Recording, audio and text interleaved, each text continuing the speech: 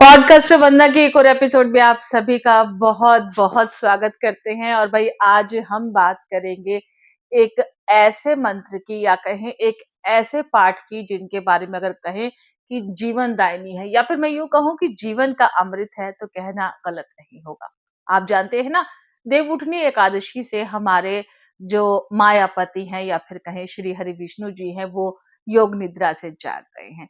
और हमारे यानी कि गृहस्थियों के यानी कि धरती लोक के जीवन का निर्वाह वही करते हैं, वही हमारे पालनहार कहे जाते हैं। और भगवान विष्णु के बारे में कहा जाता है कि उनका जो द्वादश मंत्र है ओम नमो भगवते वासुदेवाय, मात्र उन्हीं के भजन करने से आपको अकाल मृत्यु से लेकर अनेकों अनेक फलों की प्राप्ति होती है।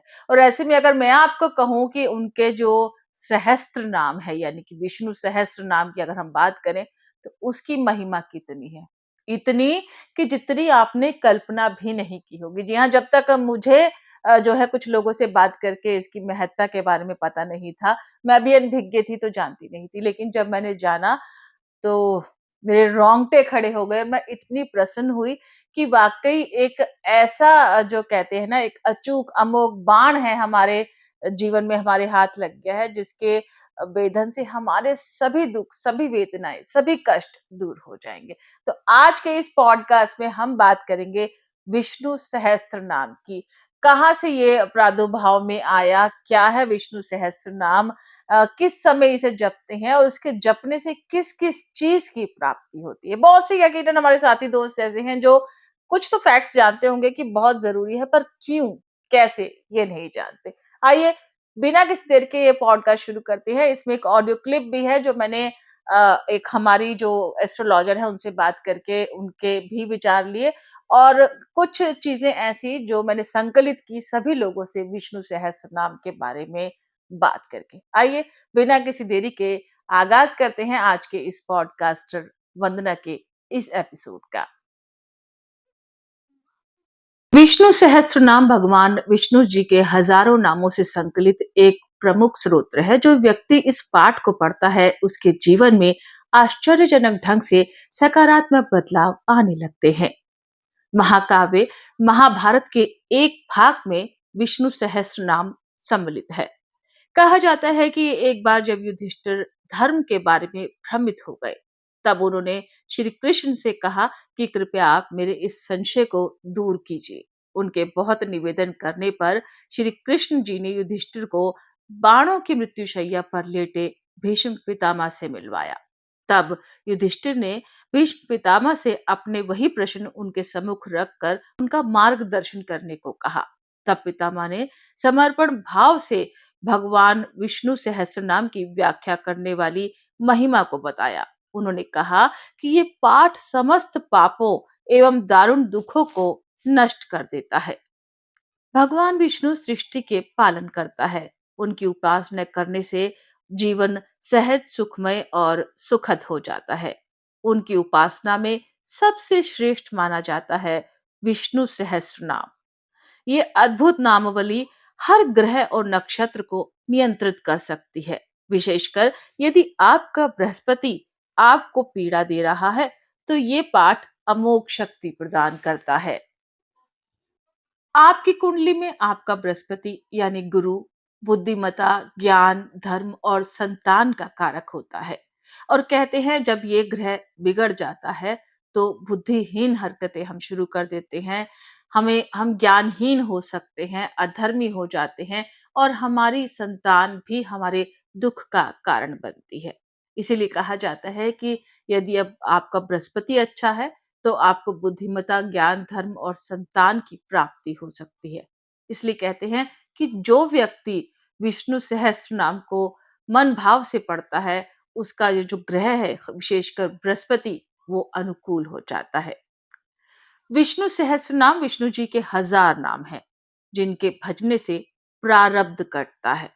वर्तमान यानी आज अच्छा होता है और भविष्य में अनिष्ट अमंगल दूर होकर आपका भविष्य सुरक्षित होता है। जानते हैं, भगवान विष्णु का प्रत्येक अवतार आपके ग्रहों से संबंधित है। आइए देखते हैं कैसे। भगवान राम का अवतार सूर्य ग्रह से संबंधित है। जानते हैं ना, उन्हें सूर्यवंशी भी कहा गया है। इसी तरह से चंद्रमा देखें तो चंद्रमा से भगवान श्री कृष्ण का अवतरण होता है। मंगल ग्रह से जुड़ा है उनका नरसिंह अवतार। बुध ग्रह से भगवान बुद्ध का संबंध है। बृहस्पति से संबंध है वामन अवतार का। शुक्र से जुड़ा हुआ है उनका परशुराम अवतार। शनि ग्रह से जुड़ा है कूर्म यानी कछुआ या कहें कच्छप अवतार। राहु ग्रह का नाता भगवान वराह के अवतार से है। इसलिए कहा जाता है कि जिसका राहु ग्रसित होता है उसे वराह अवतार की मूर्ति लाने को भी कहा जाता है। केतु से जुड़ा है उनका मत्स्य यानी मीन अवतार।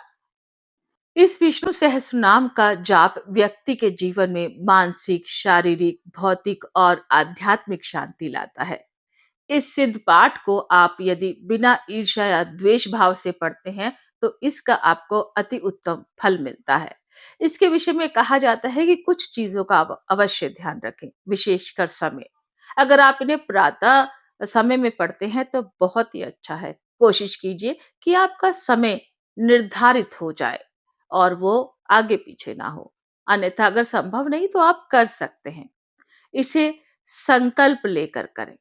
घी का दिया जलाकर जल का भरा हुआ लोटा रखकर संकल्प ले कि आप किस ध्येय से इसे पढ़ रहे हैं और कितना पाठ पढ़ना चाहते हैं।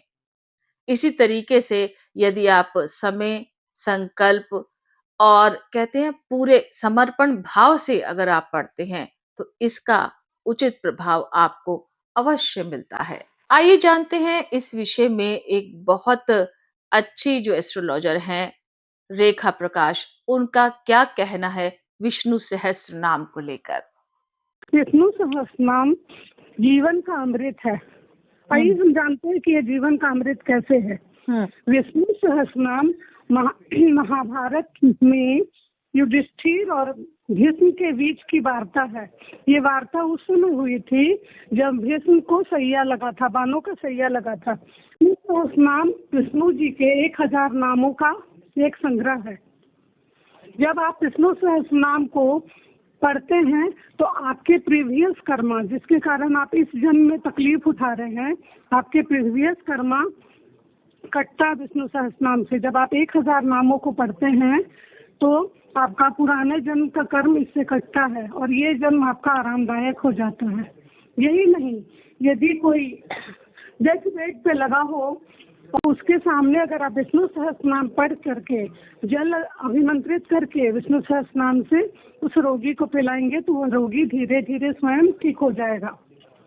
ऐसी बालिकाएं जिसका विवाह नहीं हो रहा है और बार बार शादी लग लग के टूट रहा है, वैसी बालिकाएं एक जल के पात्र में इत्र और हल्दी की 1 चुटकी हल्दी डाल करके विष्णु सहस्रनाम का नियमित पाठ करें तो विवाह शीघ्र होगा। यही नहीं, विष्णु सहस्रनाम के पाठ से आप अनंत रोगों से भी मुक्ति प्राप्त कर सकते हैं। असाध्य रोग जैसे टीबी, कैंसर आदि में भी विष्णु सहस्रनाम को बहुत ही प्रभावकारी देखा गया है। अगर आपको धन का अभाव है और आपके पास पैसों की किल्लत है तो आप विष्णु सहस्रनाम का पाठ रोज करें। धीरे धीरे पैसों की किल्लत दूर होगी। विष्णु सहस्रनाम के पाठ से अगर आपका घर नहीं बन रहा हो तो आप अगर ये 43 दिन तक विष्णु सहस्रनाम का नियमित पाठ करेंगे, रोज दिया जलाकर विष्णु जी के सम्मुख यह पाठ करते हैं तो शीघ्र ही घर बन जाएगा। लेट विवाह हो रहा है और बच्चे का इशू है तो अक्षत, हल्दी और चने का दाल और गुड़ मिला करके विष्णु जी की पूजा करें और विष्णु सहस्रनाम का पाठ करें तो शीघ्र ही संतति की प्राप्ति होगी। विष्णु सहस्रनाम एक वाइब्रेट करने वाला मंत्र है। विष्णु जी की जब 1000 नाम का जब हम जप करते हैं तो वाइब्रेशन होता है। उसके वाइब्रेशन से आपके जीवन के सारे कष्ट, जो भी आपके इस जन्म के कष्ट हैं और प्रीवियस जन्म के कष्ट, ये सारे कष्ट स्वयं ही दूर हो जाते हैं। इसलिए विष्णु सहस्रनाम के शास्त्रों में बहुत ही ज्यादा महत्ता बताई गई है। किसी भी तरह की परेशानी हो, वैसे ही अगर आप विष्णु सहस्रनाम को पढ़ते हैं तो आपको ग्रहों से जनित पीड़ा कभी नहीं होगी। धन्यवाद।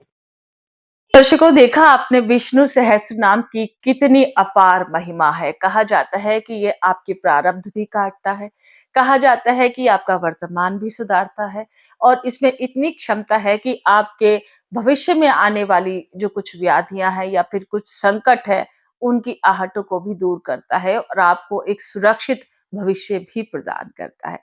तो विष्णु जी के हजार नाम, जो विष्णु सहस्त्र नाम के रूप से जाने जाते हैं, यदि आप उन्हें पूरे मनोभाव के साथ पढ़ते हैं, उनका ध्यान करते हैं, तो ये पाठ पाप नाशक है, क्लेश नाशक है, आपको मानसिक शांति देता है, धन की उपलब्धि कराता है। और जैसा कि रेखा जी का आपने सुना कि किसी का विवाह नहीं हो रहा या धन संबंधी दिक्कत है या व्यक्ति इतना परेशान है कि वो मृत्यु के करीब पहुंचा हुआ है, ऐसी सभी जो विकट परिस्थितियां हैं उसमें ये जो सहस्त्र नाम है, इसकी अपार महिमा है और अपार चमत्कार भी है।